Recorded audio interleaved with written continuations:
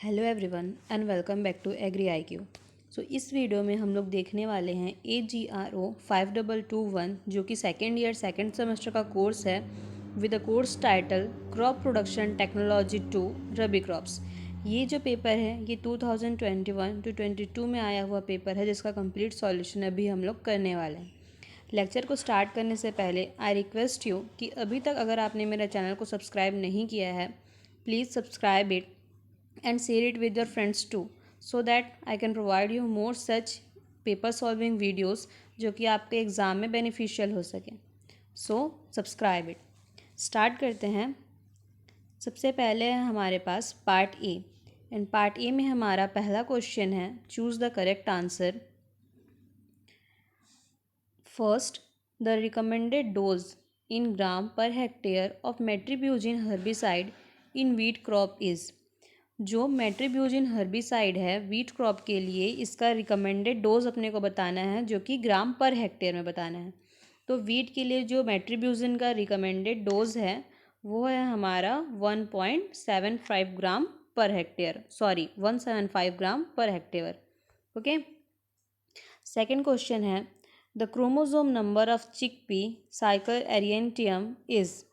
जो चिकपी का chromosome number है वो कितना होता है तो वो है 2n=16। ओके। अब है हमारे पास third question the spacing of sugar cane crop is 150 centimetre into 150 centimetre. The plant population per hectare will be. हम लोग को स्पेसिंग दिया गया है 150 इंटू 150 सेंटीमीटर। अब इसका मतलब क्या हुआ कि ये row to row plant to plant distance को अपने को बता रहा है। ओके। अब पूछा गया है कि प्लांट पॉपुलेशन पर हेक्टेयर में कितना होगा। इसका मतलब क्या हुआ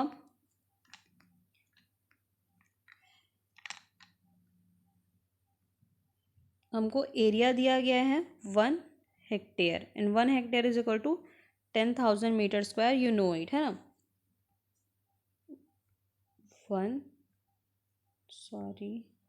1 hectare is equal to 10,000 metre square. Okay. अब प्लांट पॉपुलेशन का फॉर्मूला होता है एरिया अपॉन स्पेसिंग। एरिया है हमारे पास 10,000। अच्छे से लिखती हूँ मैं।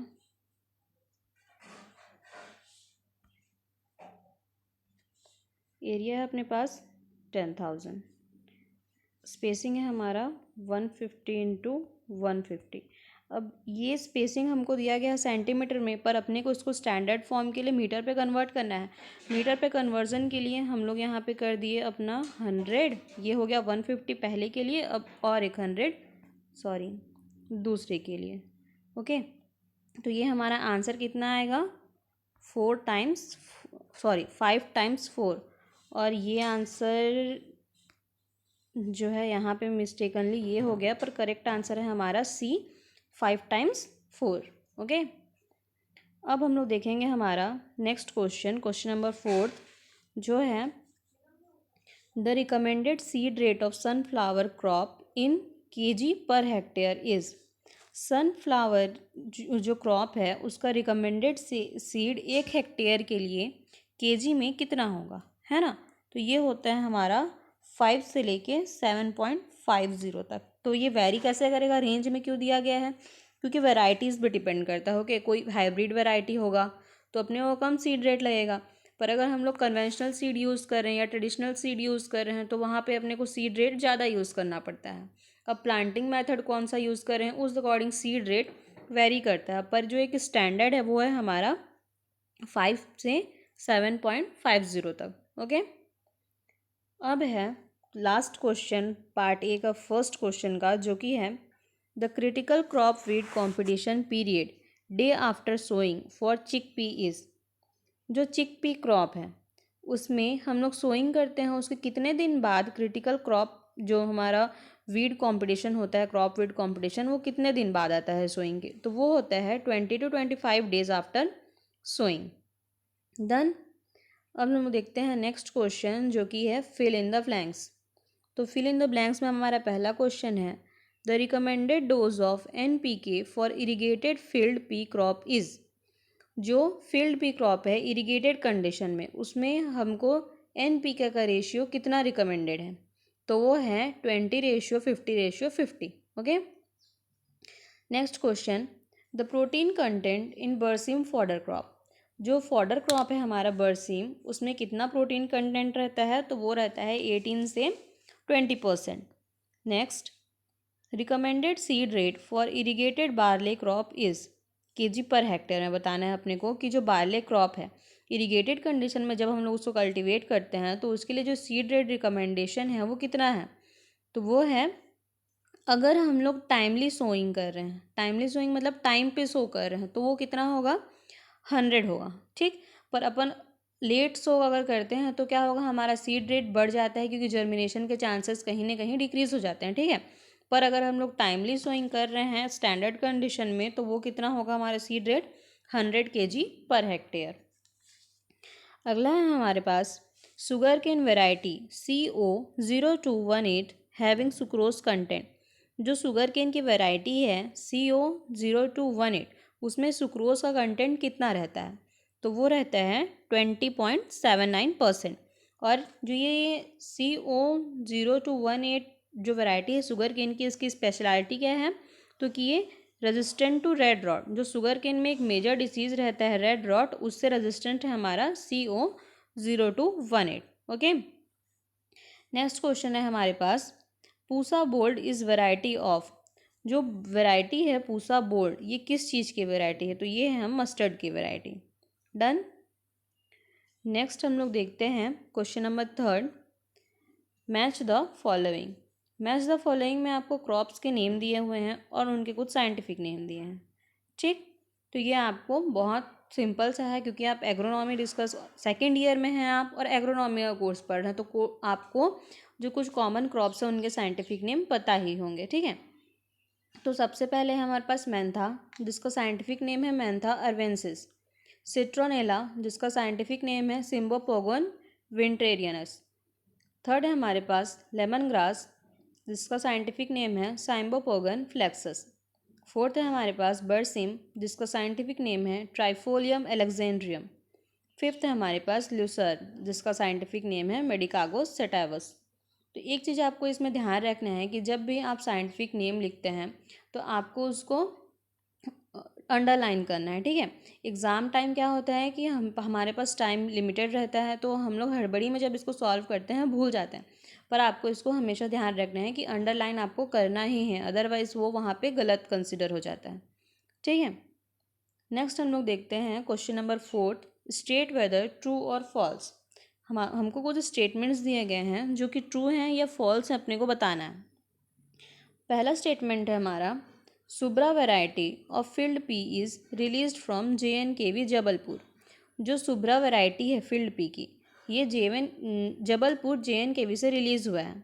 तो ये स्टेटमेंट क्या है, फॉल्स है, क्योंकि ये कहाँ से रिलीज़ हुआ है, IGKV से रिलीज़ हुआ है। ओके।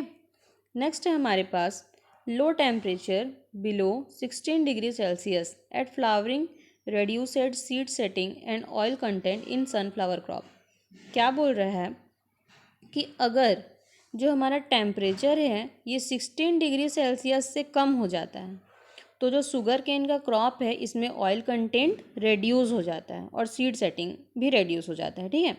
तो ये स्टेटमेंट क्या है, ट्रू है। एक और पॉइंट मैंने आपको ऐड करके दिया है कि अगर टेम्परेचर +25 से ज़्यादा होता है तो भी शुगर केन में ऑयल की कंटेंट क्या होती, सॉरी सनफ्लावर में ऑयल की कंटेंट क्या होती है, रिड्यूस हो जाती है। तो इससे अपने को क्या पता चलता है कि 16 डिग्री सेल्सियस से लेके 25 डिग्री सेल्सियस तक हमारे सनफ्लावर के ग्रोथ के लिए आइडियल टेम्परेचर है। ओके। थर्ड स्टेटमेंट है हमारे पास, the seed rate of berseem crop in the sown condition is 65 kg पर हेक्टेयर। जो बरसिम का क्रॉप है ना, अगर हम लोग इसको सोइंग करते हैं तो उस कंडीशन में हमको सीड रेट लगेगा 65 kg पर हेक्टेयर। तो ये स्टेटमेंट हमारा फॉल्स है क्योंकि अपने को कितना लगता है 30 to 35 kg पर हेक्टेयर। फोर्थ है हमारा, Africa is origin of oat crop. जो ओट क्रॉप है उसका ओरिजिन अफ्रीका है। तो ये स्टेटमेंट क्या है, फॉल्स है, क्योंकि जो ओट है वो कहाँ से ओरिजिनेट हुआ है, एशिया से ओरिजिनेट हुआ है। फिफ्थ है हमारे पास phyllody is an important viral disease of rape seed mustard crop. जो डिसीज़ है फाइलोडी, है ना, वायरल डिसीज़ है ये रेप सीड और मस्टर्ड का इम्पॉर्टेंट डिसीज़ है। तो ये स्टेटमेंट क्या है, फॉल्स है, क्योंकि ये किस चीज़ का डिसीज़ है, सिसेमम का डिसीज़ है। ओके, एक चीज़ कि इस ट्रू फॉल्स में मैंने आपको उस स्टेटमेंट ट्रू है या फॉल्स है ये तो बताया ही है, पर उसके साथ उसका करेक्ट आंसर भी ब्रैकेट में लिख के दिया है ना। तो आप इसके आंसर को ध्यान रखिएगा, ये क्वेश्चन अगर चेंज होके आते हैं तब भी आपको इससे बेनिफिट होगा। ओके, ये हुआ हमारा पार्ट ए। अब हम लोग देखेंगे part B. So part B में हमारा पहला क्वेश्चन है, write in brief climatic requirement of wheat crop. जो वीट क्रॉप है इसकी बेसिक क्लाइमेटिक रिक्वायरमेंट क्या है, मतलब कि किस कंडीशन में ये अच्छे से ग्रो करेगा, है ना। तो पहला है हमारे पास answer, it is rabi crop, hence it is basically a winter crop. Temperature must be between 10 to 15 degree centigrade at the time of sowing. Temperature must be between 21 to 26 degrees centigrade at the time of harvesting. Wheat productivity is good if the rainfall is between 75 and 100 centimeter. Well drained fertile clay soil plain are well suited for wheat cultivation.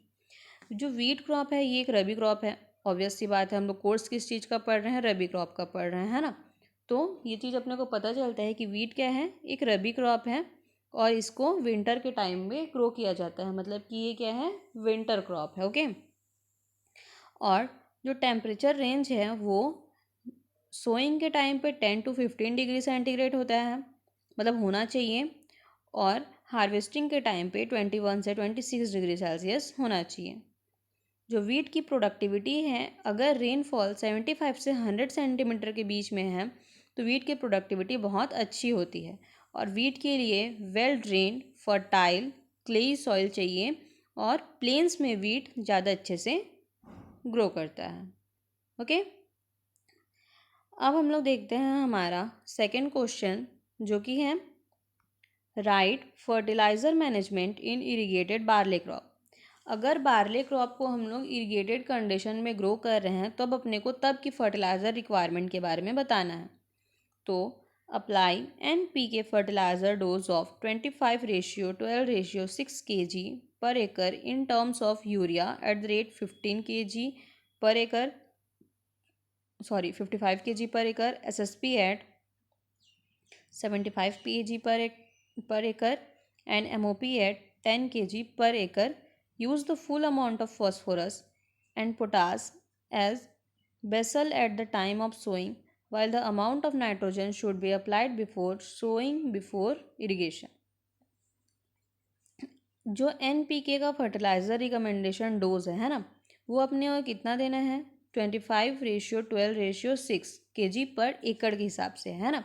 और अगर हम लोग amount देखते हैं, ये तो ratio हुआ हमारे न्यूट्रिएंट का, पर अगर अपन फर्टिलाइज़र का अमाउंट देखते हैं तो कितना होगा, urea 55 kg, SSP 75 kg, MOP 10 kg। Okay, अब जो फॉस्फोरस है और पोटास है ना, उसको बेसल डोज के हिसाब से, बेसल डोज के तौर पे अपने को पूरा अप्लाई कर देना है। लेकिन जो नाइट्रोजन है ना, उसको अपने को क्या करना है, इरिगेशन से पहले अप्लाई करना है, और स्प्लिट डोज में भी अपन इसको अप्लाई कर सकते हैं। ये हुआ हमारा फर्टिलाइज़र मैनेजमेंट। अब देखते हैं हम लोग क्वेश्चन नंबर थर्ड, जो है एक्सप्लेन इरीगेटेड वीड मैनेजमेंट इन ओट क्रॉप। जो ओट क्रॉप है ना, फॉडर क्रॉप है, अगर अपन इसको इरीगेटेड कंडीशन में ग्रो कर रहे हैं तो हमको इसकी वीड मैनेजमेंट कैसे करना है ये एक्सप्लेन करना है।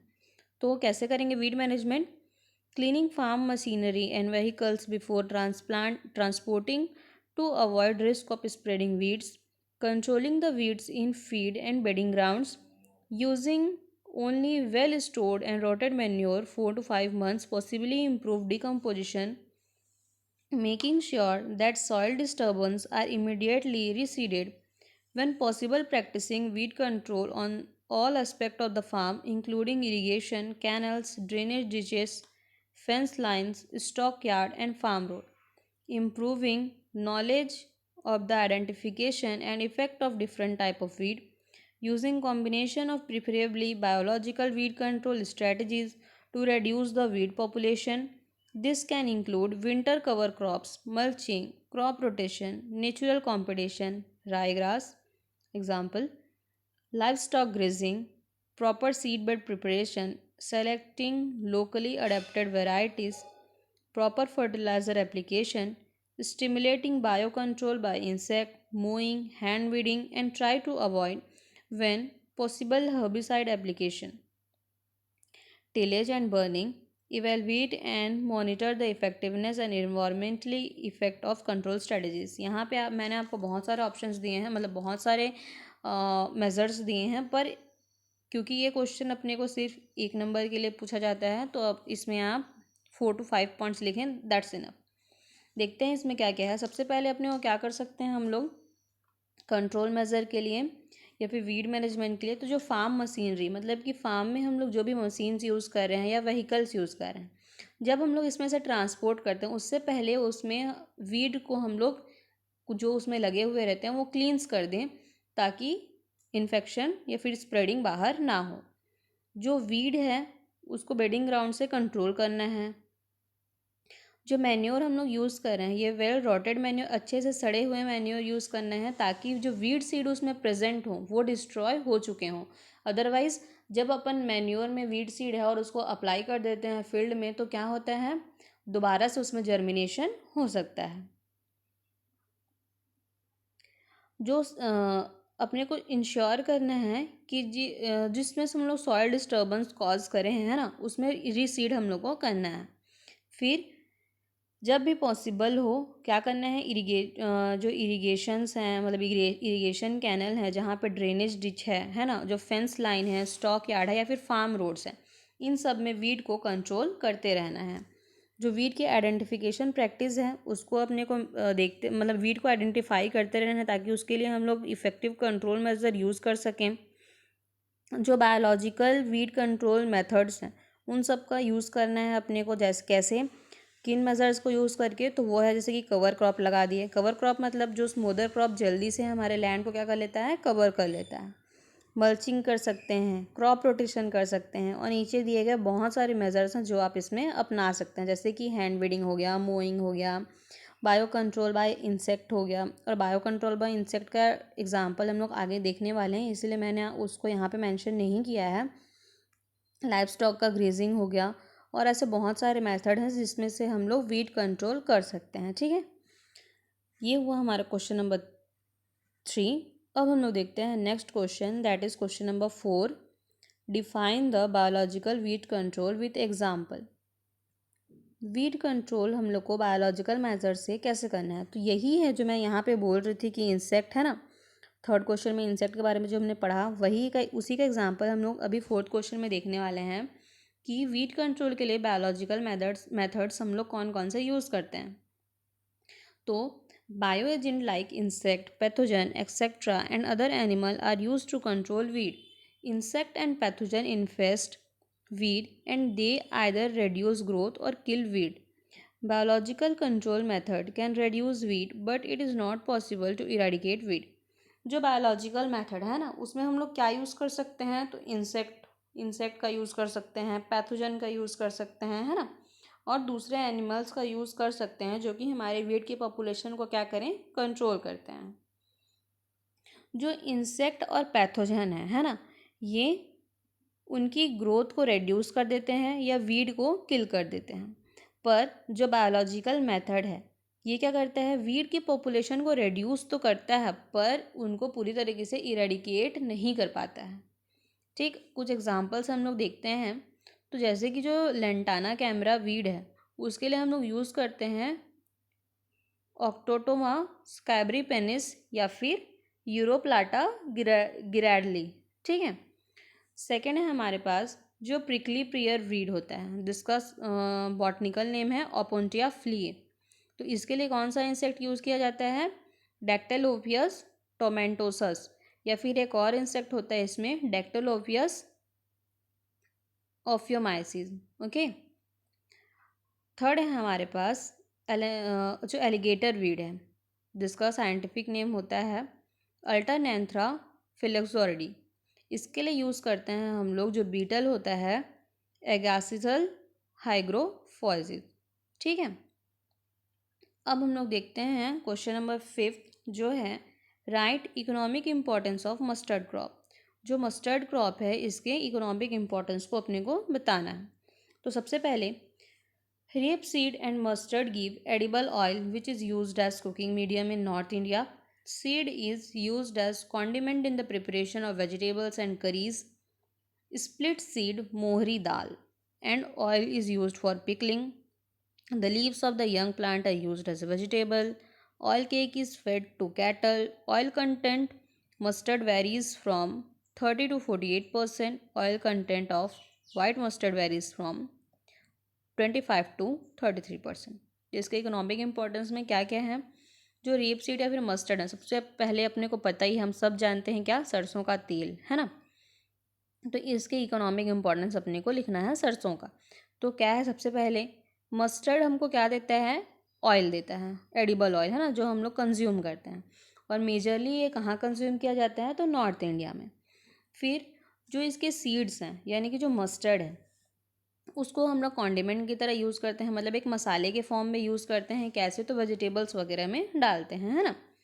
फिर स्प्लिट सीड, मतलब कि जो जो मस्टर्ड के सीड को स्प्लिट किया जाता है ना, जिसको हम लोग बोलते हैं मोहरी दाल। इसको क्यों क्यों यूज़ करते हैं, तो पिकलिंग जो होता है अचार वगैरह में डालने के लिए इसको यूज़ करते हैं। और जो मस्टर्ड के यंग प्लांट्स होते हैं, छोटे छोटे जब पत्ते आते हैं उसमें, उसको वेजिटेबल के फॉर्म में भी यूज़ किया जाता है। फिर है जो ऑयल केक है मस्टर्ड का, उसको कैटल्स को खिलाया जाता है ना। ऑयल केक क्या होता है, तो ऑयल निकालने के बाद जो उसमें रेसिड्यू बचता है ना, वो होता है ऑयल केक। फिर जो मस्टर्ड है, मतलब कि ब्लैक मस्टर्ड जो होता है, दो तरीके के मस्टर्ड होते हैं, एक ब्लैक मस्टर्ड, वाइट मस्टर्ड, है ना। वाइट मस्टर्ड यानी कि हमारा जो येलो टाइप का होता है ना। तो जो मस्टर्ड है उसमें ऑयल कंटेंट कितना रहता है, तो 30 to 48%। और जो वाइट मस्टर्ड है उसमें रहता है 25 to 33%। तो ये हुआ हमारा मस्टर्ड का इकोनॉमिक इम्पोर्टेंस। अब देखते हैं question number 6, right critical period of crop weed competition. Crop weed competition का क्रिटिकल पीरियड कौन सा होता है, तो ये अपन लोग देखे थे पार्ट ए में, है ना। किसी एक पर्टिकुलर क्रॉप के लिए हमने देखा था। अभी हम लोग देखते हैं कि जनरल फॉर्म में जो क्रॉप वीड कॉम्पिटिशन है वो क्रॉप्स में किन टाइम पे होता है। तो the critical period of weed competition is also defined as the period between early growth during which weed can grow without affecting crop yield and the point after which weed can grow without affecting crop yield and point after which weed growth does not affect the yield. The critical period of weed competition is approximately 1/3 of the duration of crop. क्या है कि जो critical crop period, मतलब critical crop weed competition का जो period है ना, वो क्या होता है, जो अर्ली ग्रोथ है हमारा उस टाइम पे होता है ना। और ये क्या करते हैं, इसमें जो वीड्स हैं वो हमारे क्रॉप को अफेक्ट करती हैं, ठीक। और जो क्रिटिकल पीरियड होता है क्रॉप वीड कंपटीशन के लिए, वो जो क्रॉप का ड्यूरेशन है उसके 1/3 ड्यूरेशन के इक्वल होता है। जैसे कि अगर हमारा कोई क्रॉप है जिसका लाइफ है 60 डेज़ का, तो उसकी 1/3 क्या होगी, उसकी क्रॉप वीड कंपटीशन होगी, ठीक है। अब हम लोग देखते हैं 7th question, describe in brief hybrid varieties of sunflower. Sunflower की हाइब्रिड वेराइटीज़ को अपने को बताना है। तो क्या क्या, सबसे पहले तो हमने पार्टी में अभी एक वैरायटी देखा था, और कुछ वैरायटी क्या है, KBS H1, TNAU sunflower hybrid CO2, ठीक है। तो अब अगर आपके पास क्वेश्चन अगर ये आता है कि हाइब्रिड सनफ्लावर के कैरेक्टरिस्टिक्स आपको लिखने हैं, तो क्योंकि वो हाइब्रिड है ना, क्या होगा, उसमें जो प्लांट हाइट है वो मैनिपुलेटेड रहेगा। फिर जो हमारा फ्लावर का साइज़ है, क्योंकि फ्लावर ही इसमें क्या है, इकोनॉमिक हमारा पार्ट है ना, वहीं से अपने को सीड यील्ड हो रहा है, और सीड से हमको मेनली ऑयल यील्ड होता है, जो कि सनफ्लावर हमारे क्या है, एक ऑयल क्रॉप है ना। तो जो फ्लावर का साइज़ है वो बड़ा होगा, जिसको हम लोग फ्लावर हेड बोलते हैं, है ना। उसके बाद लार्ज नंबर ऑफ सीड्स होंगे, बोल्ड सीडेड होंगे, है ना, ऑयल कंटेंट ज़्यादा होगा। ठीक है, ये सब पॉइंट्स अगर आपको हाइब्रिड सीड की कैरेक्टरिस्टिक्स लिखने के लिए आते हैं तो आपको मेंशन करना है। नेक्स्ट क्वेश्चन है हमारे पास question number 8, right criteria of sugar cane ripening. Sugar cane किस कंडीशन पे राइपनिंग होता है? राइपनिंग मतलब उसका पकना, है ना। तो ripening occurs between rapid growth and ultimate death of cane. As the cane is ripened, sheath moisture should drop down from 85 to 72% and the nitrogen index from 2 to 1.25%. If unripened cane, the activity of acid invertage is high. क्या है कि जो ripening है ये कब होता है? तो जो रैपिड ग्रोथ पीरियड है, रैपिड ग्रोथ मतलब जिसमें वो अपना वेजिटेटिव ग्रोथ पूरी तरीके से अटेंड कर लेता है। तो जो रैपिड ग्रोथ पीरियड है और जो शुगर केन का डेथ होने का पीरियड है, उन दोनों के बीच में होता है हमारा राइपनिंग। और जैसे जैसे शुगर केन का केन मतलब जो उसका केन है ना, जो उसका स्टिक है, तो जो केन जब राइपन होता है तो जो सीथ का मॉइस्चर होता है, सीथ मतलब वो जो एरिया जो केन को कवर करके रखता है, लीफ का वो एरिया जो केन को कवर करके रखता है ना, तो उसका मॉइस्चर कितना कम हो जाता है? 85% उसका मॉइस्चर नॉर्मल कंडीशन पे रहता है, पर जब राइपनिंग होगा तब उसका मॉइस्चर कंटेंट 72% तक डिक्रीज हो जाता है।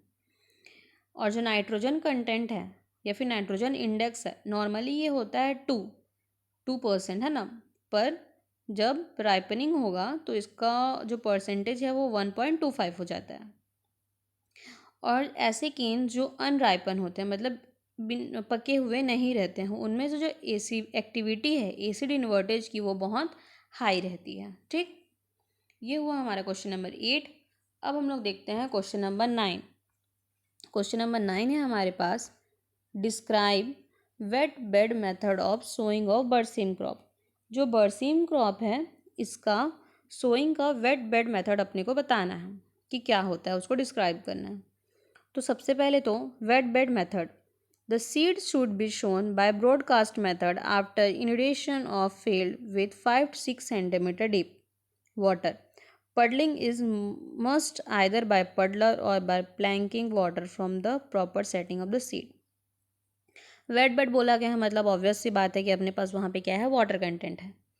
तो एक फील्ड जिसमें अपने को 5 से 6 सेंटीमीटर तक वाटर को क्या करना है, फिल करना है, और उसमें पडलिंग करना है। पडलिंग मतलब उस लेयर को पूरी तरीके से पल्वराइज्ड बनाना है, पडलर का यूज करके या फिर प्लैंकिंग करके। ठीक है, ताकि उसमें से जो सीड है वो प्रॉपर सेटिंग हो सके। उसके बाद अपने को क्या करना है, सीड को उसमें सो कर देना है। किस मेथड से करेंगे? ब्रॉडकास्ट मेथड से। ये हुआ हमारा wet bed method of sowing. Next question number 10, जो कि है write harvesting of mentha crop. जो मिंट है ना, उसकी हार्वेस्टिंग अपन कैसे करते हैं ये बताना है। तो फर्स्ट मतलब कि answer, the usual method of harvesting consist of cutting the green herb bye means of sickle from 2-3 centimetre above the ground. The crop planted with stolons in January and February is harvested twice, and the crop planted with seedling during March and April is harvested once. तो जो usual method है Menthe crop का harvesting का, वो क्या है कि जो उसमें ग्रीन हर्ब्स आते हैं या फिर लीव्स समझ सकते हैं ना, उसको हम लोग क्या करते हैं, सिकल के हेल्प से कट कर लेते हैं। और कितना कैसे कट करेंगे? तो ग्राउंड में उसका 2 से 3 सेंटीमीटर पोर्शन अपने को छोड़ना है, उसके बाद उसको कट करना है। कैसे? तो फिर जैसे कि ये अपना प्लांट है ना,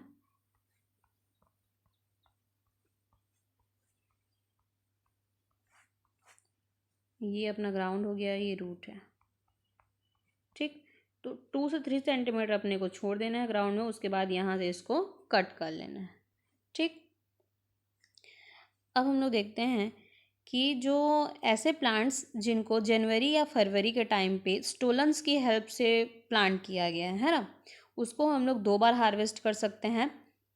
और ऐसे प्लांट्स जिनको सीडलिंग की मदद से मार्च या अप्रैल के टाइम पे प्लांटिंग किया गया है, तो उसको हम लोग सिर्फ एक ही बार हार्वेस्ट कर सकते हैं। ठीक, नेक्स्ट है हमारे पास question number 11, explain irrigation management of citronella crop. जो सिट्रोनेला क्रॉप है उसका इरिगेशन मैनेजमेंट अपने को बताना है। तो for healthy crop growth it should be irrigated frequently. This crop uses large amount of water. Irrigation interval of 15 days in winter and 10 days in summer is required for good yield. Healthy crop growth के लिए मतलब crop की healthy growth के लिए अपने को उसको frequent उसमें इरिगेशन देते रहना है, क्योंकि जो सिट्रोनेला क्रॉप है ये large amount of water use करता है। ठीक, अब इसमें जो इरिगेशन का इंटरवल होता है, अगर विंटर सीजन है तो 15 डेज़ के इंटरवल में अपने को इरिगेशन देना है, और अगर समर सीजन है तो 10 डेज़ के इंटरवल में अपने को इरिगेशन देना है, जिससे हम लोग को एक गुड यील्ड मिल सके। नेक्स्ट है हमारे पास क्वेश्चन नंबर 12। क्वेश्चन नंबर 12 है advantage of earthing up in sugar cane crop. जो शुगर केन का क्रॉप है ना, इसमें शुगर केन में अर्थिंग अप किया जाता है, ये तो सबको पता है ना। तो इसके एडवांटेजेस क्या क्या हैं? ठीक, तो देखते हैं। Advantages of earthing up are this checks further tillering and prevent lodging in rainy area या फिर rainy season. The drains prepared during earthing operation work for removal of water. Thus, partial earthing is in last June and full earthing in July by placing sufficient soil. Sugarcane can be prevented from lodging and result in good crop. जो earthing up है sugar cane में है ना, उससे क्या होता है, ये लॉजिंग को प्रिवेंट करता है। लॉजिंग मतलब क्या होता है कि क्रॉप्स क्या होते हैं, कभी कभी पूरे फेल डाउन कर जाते हैं ग्राउंड पे जब पानी फील्ड में भर जाता है ना। तो अर्थिंग अप जब हम लोग कर देते हैं उससे प्लांट को एक सपोर्ट मिल जाता है, तो इसके कारण लॉजिंग प्रिवेंट होता है, टिलरिंग प्रिवेंट होता है। क्योंकि शुगर केन क्या होता है, अपने को एक आइडल स्टेम, हमारा जो मिडिल स्टेम है ये हमारा आइडल स्टेम होता है ना। तो अगर इसमें और टिलरिंग हो जाती है यहाँ से, तो ये जो प्राइमरी या सेकेंडरी जो हमारे शुगर केन्स होंगे ये तो ऑब्वियस सी बात है इससे पतले होंगे, जो कि रिकमेंडेड नहीं है। इसलिए जब हम लोग इसमें अर्थिंग अप कर देते हैं या फिर सॉइल को, अर्थिंग अप का मतलब क्या होता है ना, तो जैसे कि जो हमारा ये शुगर केन हो गया, तो इसमें ऐसे मिट्टी चढ़ाना, इसको हम लोग बोलते हैं अर्थिंग अप। तो इससे क्या होता है, और टिलरिंग प्रिवेंट हो जाता है। ठीक, नेक्स्ट है जब इसमें से हम लोग क्या करते हैं, टिलरिंग कर देते हैं, मतलब अर्थिंग अप जब कर देते हैं, तो जो उसमें प्लेस बनता है, जो ड्रेन्स बनते हैं या फिर जो कैनल बनते हैं है ना, उससे क्या होता है वाटर रिमूवल में वो हेल्प करता है। और जो अर्थिंग अप है इसमें हम लोग क्या करते हैं, सफिशिएंट सॉइल को एक शुगर केन के लिए प्लांट के पास प्लेस करते हैं, और जिससे क्या होगा, शुगर केन में लॉजिंग नहीं होगा और ये एक अच्छा गुड क्रॉप अपने को देता है। जो सेकंड पॉइंट था हमारा ड्रेन्स वाला, वो क्या हुआ, जैसे कि ये एक लाइन है ना, इसमें सॉरी ये क्या है, हमारा फील्ड है। ठीक, अब इसमें हम लोग शुगर केन लगा दिए, यहाँ लगा दिए, यहाँ लगा दिए, यहाँ लगा दिए, यहाँ लगा दिए, ये है ना। जब अर्थिंग अप करेंगे तो क्या होगा, यहाँ से मिट्टी चढ़ाएंगे, यहाँ से मिट्टी चढ़ाएंगे, यहाँ से मिट्टी चढ़ाएंगे, इधर से भी मिट्टी चढ़ाएंगे। ये जो ड्रेन्स बना हमारा, ये क्या करता है, वाटर के रिमूवल में हेल्प करता है। ठीक है, so this was all about for this lecture. इस लेक्चर में हमने देखा एग्रोनॉमी का part A and part B. Next lecture में हम लोग इसका part C and part D solve करेंगे। तब तक अगर आपने अभी तक चैनल को सब्सक्राइब नहीं किया है, प्लीज़ सब्सक्राइब करिए और अपने फ्रेंड्स के साथ भी शेयर करिए, ताकि मैं आपको और ऐसे पेपर सॉल्विंग वीडियोस प्रोवाइड कर सकूं और आपको आपके एग्ज़ाम में बेनिफिट हो। So thank you so much. This lecture will be continued in the next part. Thank you.